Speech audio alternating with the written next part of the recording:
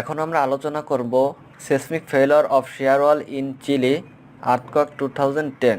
চিলিতে 2010 সালে একটা আর্থকুয়েক হয়, ভূমিকম্প। সেখান থেকে শেয়ার ওয়ালের যে ফেইলিওরটা হয়েছে ওইখানে, সেটা নিয়ে একটু আমরা বোঝার চেষ্টা করব।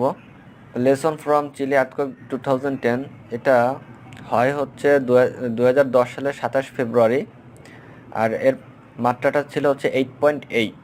Occurred of the coast near the Maule region of central Chile, মানে মেলুই নামে এক জায়গায় এখানে এটা হয়েছে। তো যাই হোক, 8.8 মাত্রায় আর্থকুয়েকটা হয়, যেটা ছিল দ্য এইটেস্ট largest event ever recorded world wide. মানে এই ওয়ার্ল্ড ওয়াইড তখন পর্যন্ত যতগুলো আর্থকুয়েক হয়েছে তার ভিতর এটা ছিল অষ্টমতম। বড় যে আর্থকুয়েকগুলো হয়েছে এটা হচ্ছে তার ভিতর অষ্টম। তো এখানে আমরা এই যে ফিগারে চলে আসলাম, এই ফিগারে আমরা দেখতে পাচ্ছি যে এই শেয়ার ওয়ালটা এখানে ফেল করছে। তো শেয়ার ওয়ালের এই ফেলের কারণ হচ্ছে আমরা সহজেই বুঝতে পারতেছি, এটা কম্প্রেসিভ যে ফেল, কম্প্রেশনের কারণে যে ফেলটা এখানে, সেই ফেলটা ডেভেলপ হয়েছে। তো এখানে এক মজার ব্যাপার হচ্ছে যে এখানে যে ফেলটা হয়েছে সেই ফেলটা কিন্তু এই দিকে কোথাও হয় নাই, মিডিলে বা এই দিকে কোথাও হয় না, এটা হয়েছে ঠিক বাউন্ডারি যে এলিমেন্ট সেইখানে।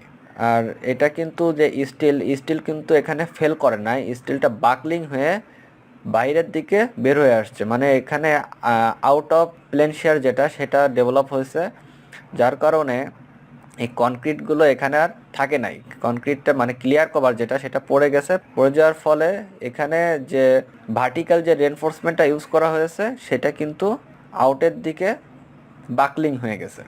তাহলে এখান থেকে কিন্তু বোঝাই যাচ্ছে যে স্পেশাল বাউন্ডারি এলিমেন্ট ডিটেইলিং এখানে কিন্তু সেগুলো খুবই অনুপস্থিত বোঝাই যাচ্ছে, যার কারণে এখানে এই ধরনের ফেলটা তৈরি হয়েছে, এই ড্যামেজটা এখানে হয়েছে।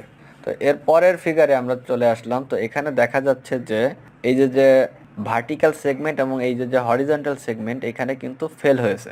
তো এটা হওয়ার কারণ হচ্ছে এই যে ভার্টিক্যাল যে সেগমেন্টটা এটা ফেল হয়েছে হচ্ছে শেয়ারের কারণে, এটাও হরিজন্টালটাও কিন্তু শেয়ারের কারণেই ফেল হয়েছে। কিন্তু এটা ফেল হওয়ার কারণ হচ্ছে এখানে এটা যে পেয়ার ওয়াল হিসেবে ডিজাইন করে এটা কলাম হিসেবে যে ডিটেইলিংটা করতে হয় এখানে কিন্তু সেটা করা হয় না।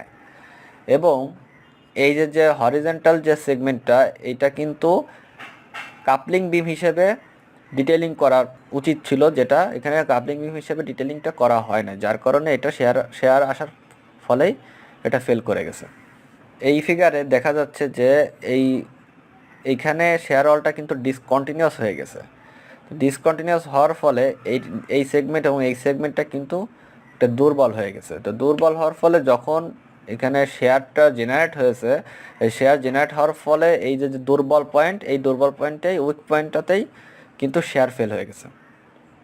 কাজে এই জিনিসটা কিন্তু আমাদের খেয়াল রাখতে হবে যে এইটার তুলনায় এটা কিন্তু খুবই উইক, এটা অনেক স্ট্রং, যার কারণে এটা এখানে ফেল হয়েছে। তো উপরে থেকে নিচে এসে যদি ওপেনিং হয়ে যায়, যে ডিসকন্টিনিউয়াস হয়ে যায়, এই জিনিসটা কিন্তু আমাদের খেয়াল রাখতে হবে। এখানেও এই যে বিমটা যে ফেল হয়েছে এটা কিন্তু কাপলিং বিম হিসেবে ডিজাইন করার উচিত ছিল, কিন্তু সেটা না করা হয় নাই, যার কারণে এখানে দেখা যাচ্ছে এটা খুবই একেবারে যে নর্মাল যে বিম ডিজাইন সেই বিম হিসেবে ডিটেইলিংটা করা হয়েছে, যার কারণে এটা ফেল করছে শেয়ার আসার ফলে।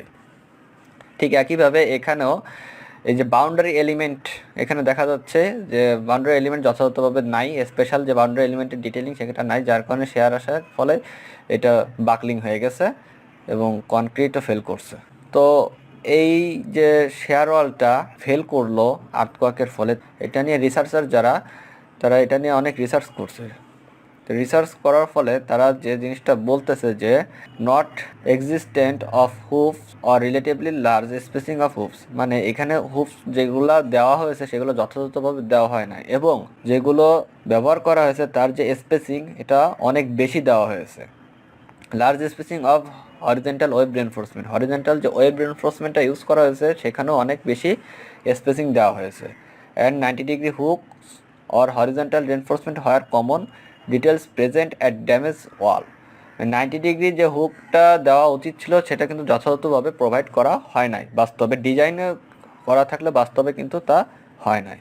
তো এইখান থেকে ইম্পর্টেন্স অফ স্পেশাল বাউন্ডারি এলিমেন্টের যে একটা গুরুত্ব সেটা কিন্তু আমরা বুঝতে পারতেছি যে এখানে রিসার্চাররা বলতেছে যে in most case the need for special boundary element corresponded with damage at the wall boundary, অর্থাৎ তারা এটা নিয়ে গবেষণা করে হিসাব নিকাশ করে দেখছে যে শেয়ার ওয়ালের যেখানে বাউন্ডারি এলিমেন্টটা প্রয়োজন আছে সেখানে বাউন্ডারি এলিমেন্ট না দেওয়ার ফলে অতিরিক্ত পরিমাণে সেখানে ড্যামেজ হয়েছে।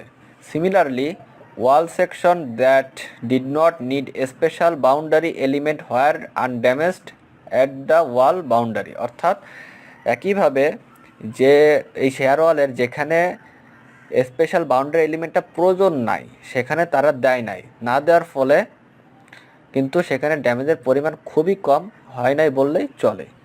তার মানে এখান থেকে আমরা বুঝতে পারতেছি যে খুবই গুরুত্বপূর্ণ একটা বিষয় এটা, যেখানে হিসাব নিকাশ করে স্পেশাল বাউন্ডারি এলিমেন্টটা প্রয়োজন অবশ্যই সেটা আমাদের সেখানে প্রোভাইড করতে হবে, আদারওয়াইজ কিন্তু শেয়ার ফেল হওয়ার সম্ভাবনা খুবই বেশি।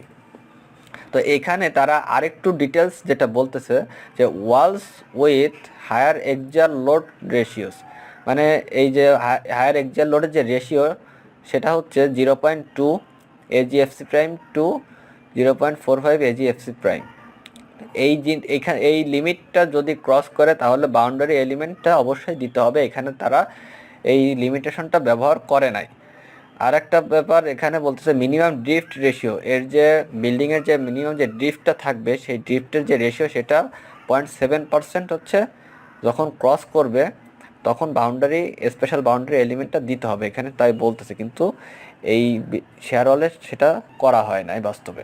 তো situation where special boundary elements are essential, যেখানে প্রয়োজন সিচুয়েশন অনুযায়ী যে asymmetric flange cross section L shaped and T shape, মানে এল শেপ এবং টি শেপের যে শেয়ার ওয়ালগুলো ইউজ করা হয় সেগুলো সিমেট্রিক হয় না, যার কারণে সেটা হিসাব নিকাশ করে যদি বাউন্ডারি এলিমেন্ট প্রয়োজন নাও হয় তাও বাউন্ডারি এলিমেন্ট প্রোভাইড করতে হবে।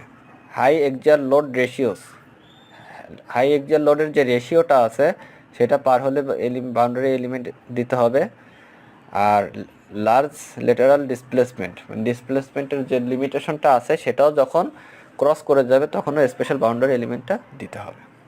তো এই ভিডিওর আগ পর্যন্ত আমরা যা আলোচনা করেছিলাম সেগুলো ছিল থিওরিটিক্যাল আলোচনা, বাট আমরা এখন একটু প্র্যাকটিক্যাল কিছু জিনিস নিয়ে বোঝার চেষ্টা করলাম।